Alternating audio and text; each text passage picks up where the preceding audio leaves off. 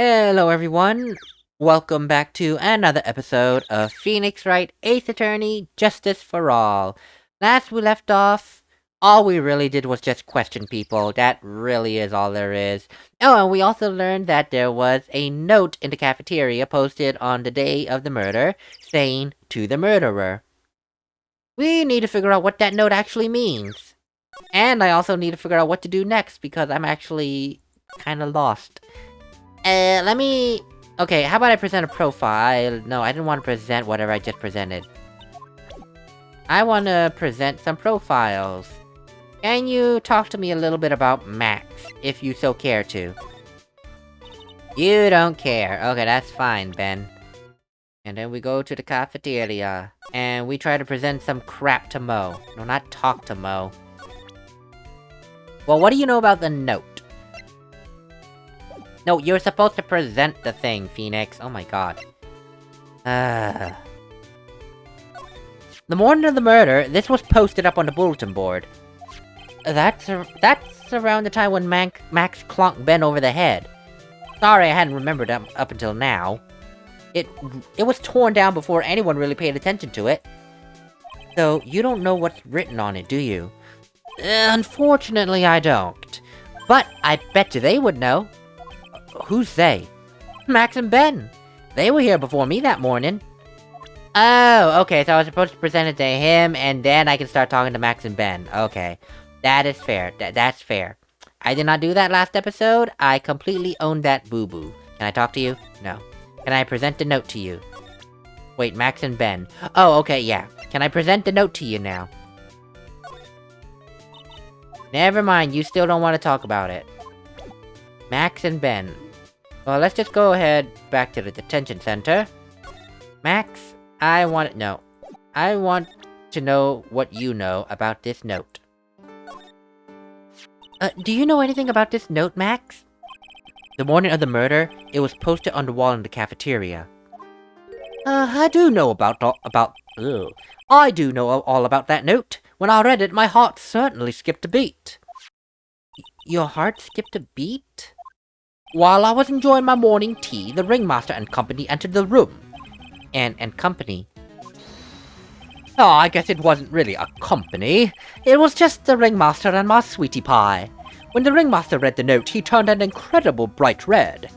All of a sudden, he tore it off the wall and shoved it into the pocket of his tailcoat. Really? Out of curiosity, what was written on that thing? Oh, let's see. Uh-huh. Oh, I don't want to steal the fun from our sweeties. Go and find out on your own. I'm sure you can find it somewhere. You might also want to ask my sweetie pie princess. So, basically he just said that it was in the tailcoat of the ringmaster. It was in the pocket of the ringmaster's tailcoat.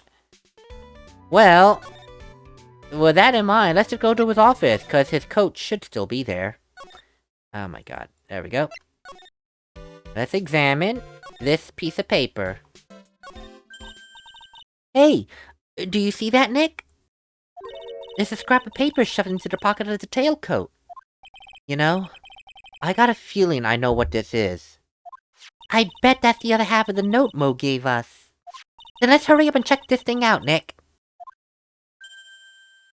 I knew it! It fits perfectly with the other piece! What's it say? What's it say, Maya? To the murderer. I have conclusive evidence of what took place. Meet me at 10 p.m. tonight in the lodging house plaza. Tonight at 10 p.m.? That's when the murder took place. Oh, now we need to find out who called out the ringmaster. Torn by the ringmaster, found in his tailcoat pocket. Whoa, that is definitely something. That is definitely something. Okay, good, I can read it. To the murderer. You haven't forgotten what happened 6 months ago, have you? I have conclusive evidence of what took place. Meet me at 10 p.m. tonight at the lodging house plaza. So whoever wrote this note is convinced that the ringmaster has done something murderous. Or he did murder someone and the ringmaster hid it. Whatever the case may be, I have conclusive evidence of what took place. Meet me at 10 p.m. tonight. Oh boy. This is a planned murder, people. A planned murder. But then again, most murders are some murders tend to be planned, some aren't, but whatever, we're talking about first-degree murder here. I want to talk to Regina, but I have no idea in heaven's net. Oh, hey, Gumshoe. We're progressing, clearly, because he's back here. Hey, Detective Gumshoe. I'm sure you did a good job as usual. Well, I'm done with the investigation of the acrobat. Finally. But with Miss von Karma... The heck? There's some beep beep. Nick? What's that? That strange sound. It's Miss von Karma. Huh? Every time I hear that sound, she's usually not very far behind. Some sort of pager or something? If you don't mind, pal, I'm gonna go ahead and get out of here. Quick. See ya, pal. I didn't know that Gumshoe could run that fast. So much for being a flatfoot. Never seen a grown man so afraid of a girl still in her teens. Well, let's go inside. It's freezing out here. The wind's as as biting as lashes from a whip! Von Karma? She really did appear. It was a real battle today in court, wasn't it, Mr. Phoenix Wright? Did you have to jump out and scare us like that? What can I do for you? Tomorrow will be the day. The day my dream will finally come true. You mean the story of my defeat at your hands making national news? National news? Oh, you possess such a small sense of scale. The global news, Mr. Phoenix Wright. Your miserable plight will be known internationally. I think she might be overestimating the importance of a win by just a smidge. Oh boy, Miss von Karma. Oh, that's not what I wanted. No, I don't want to move. Miss von Karma. It seems like you got your hands on something big, huh? Ha! I'm amazed you picked up on that much. Anyone could. You couldn't hide that look of victory with 10 paper bags on your head. I've got conclusive evidence and a conclusive witness. Do you need any more hints, Mr. Phoenix Wright? A conclusive witness. You mean the acrobat, right? I'm putting it in the summons for him. I'm putting in this summons for him to be called as a witness as we speak. It is the final nail in your coffin, Mr. Phoenix Wright. Yeah, I get it already. You wanna beat and destroy me into a bloody pulp. I can't worry about her. I've got to try and find out more information myself. Why do you keep giving Nick the evil eye? It doesn't matter if you prove the defendant guilty tomorrow. Nothing will bring your father back. My dad? My dad? You must mean the esteemed Manfred von Karma. Well, of course, your dad. I know you miss him. Oh, enough out of you. One more word and you'll get a mouthful of whip. Now, when did I ever bring up my papa's name in this, or any other conversation? Then what's this revenge that you've been talking about? Oh, you wouldn't understand, Mr. Phoenix Wright. I have to see him again one more time. Him? I'm sure you know to whom I refer. Miles Edgeworth. What? Edgeworth? Mr. Edgeworth? Miles Edgeworth? What do you want with Miles Edgeworth? Miles Edgeworth. Why would you even bring him up? Oh, you haven't forgotten now, have you? Do you know who it was that trained the gifted prosecutor Miles Edgeworth? Manfred von Karma? Exactly right. It was my papa. Then, that means Edgeworth was... right again. Miles was like a little brother to me. Huh? Little brother? But Edgeworth and Nick are the same age. Edgeworth. The man who inspired me to become an attorney. I fought against him in a few cases. But a little after that case was over, he vanished. It's your fault that he's gone, Mr. Phoenix Wright. Huh? It's the truth, isn't it? Nick, what does she mean? Edgeworth's death. Dun dun dun. Edgeworth was never quite the same after that case. And then, with the case after that one, he never set foot in court again. And then one day, he just vanished. All he left was a simple note at the prosecutor's office. Prosecutor Miles Edgeworth chooses death. That was 1 year ago.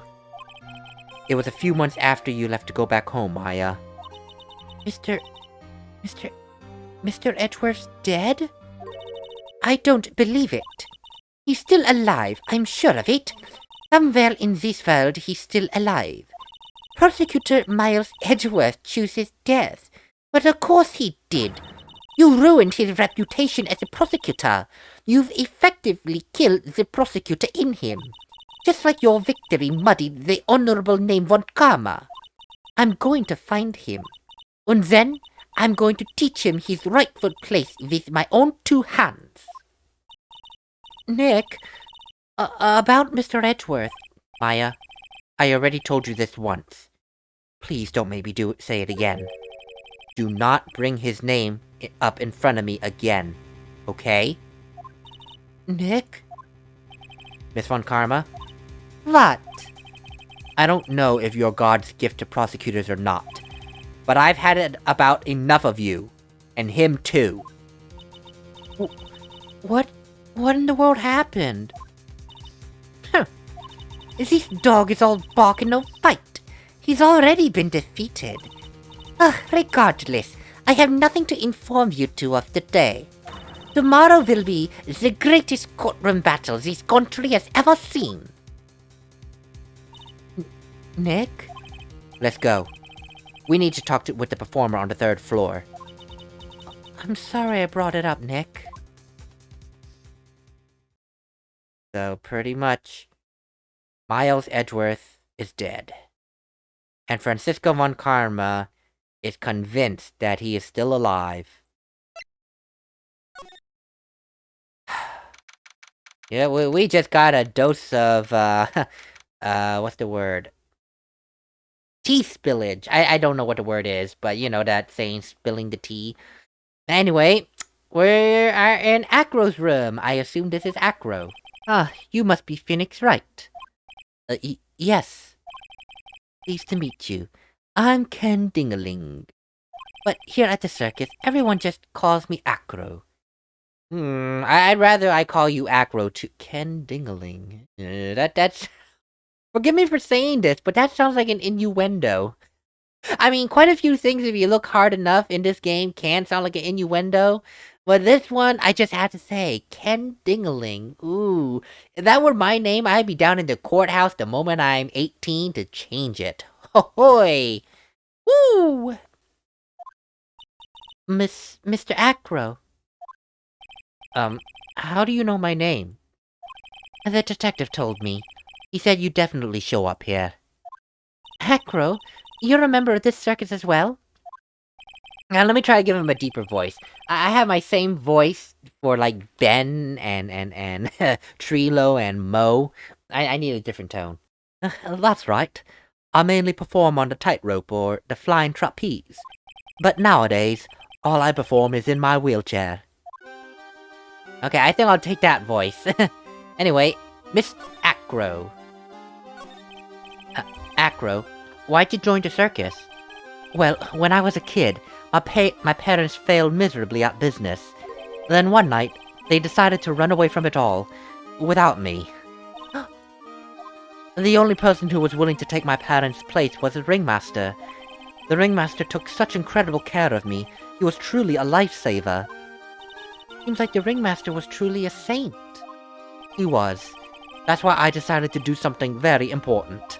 I decided that I would devote my entire life to finding a way to repay him. And now, look how someone repaid him for all the good in his life. It is such a shame.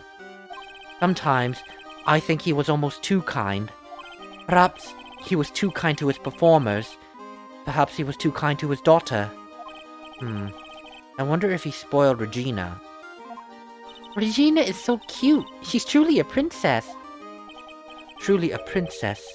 Are you sure that's a good thing? Do I detect a hint of a grudge against Regina? I'm sorry to ask, but why are you in a wheelchair?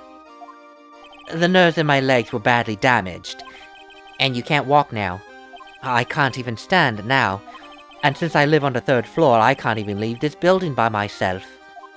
Oh, that's awful. The accident happened during the acrobatic session, right?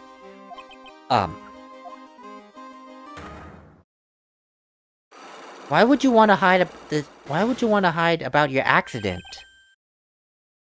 Doesn't seem like Acro's injuries were acrobatic in nature. Oh, what's on your mind, Mr. Wright? Well, exactly when were you injured? Oh, it's been almost 6 months since I was hurt. I injured my legs during practice. 6 months ago. What in the world went on at this circus then?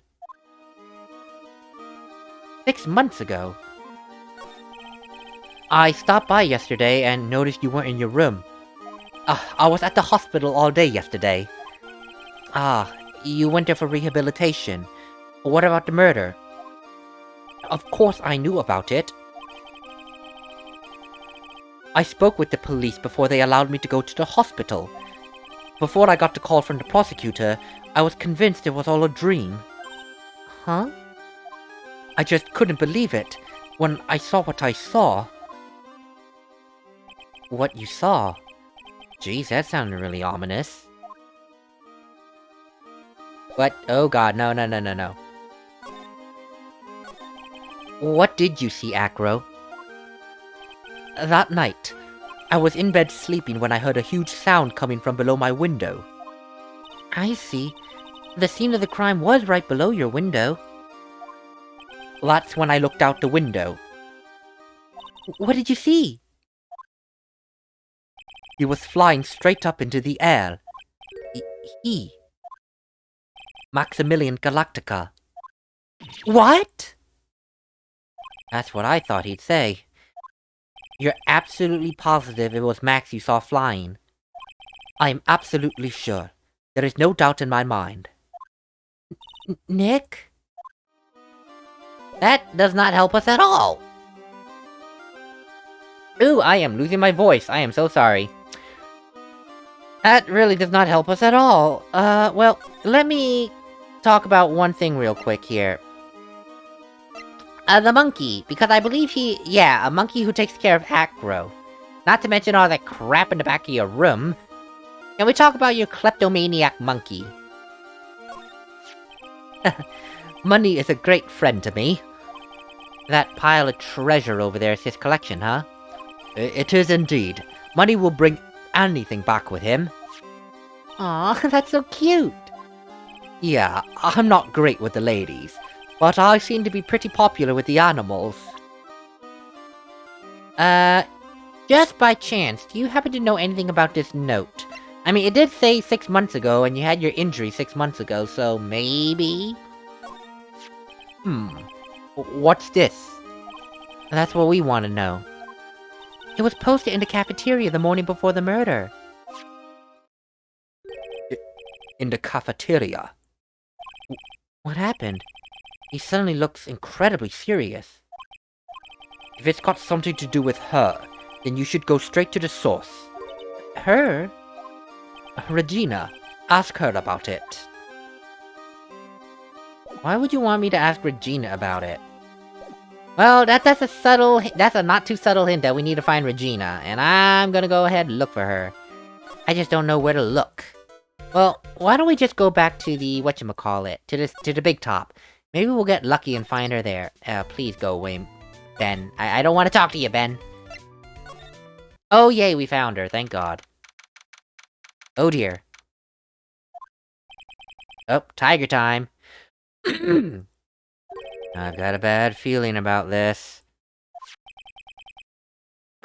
Yep. Nick! Wonderful. Today's special must be filet of phoenix. Stay, heal. Oh, Maya, Nick, it's you guys. I'm sorry. I guess I made a mistake. A mistake? Yeah, a little one. I was thinking of teaching whatever primate was out there a lesson. But I was expecting more of a monkey than a human. A monkey? Oh my god, Regina, really? Eesh. Anyway. It's a pity about what happened to the ringmaster. Dad? Everyone loved him, didn't they? He must have been quite a man. He was! I love my dad so much! I hate to say it, but she doesn't seem all that broken up about her father. Spoiler alert, she murdered her father. That's why she is not sad about it at all. That's why I feel so lonely. Now that I won't be able to see him for a while. For a while? Oh, that was Maya. Whoops. Yeah. When Leon died, I talked with my dad, and he told me that when someone dies, they just become a star in the heavens.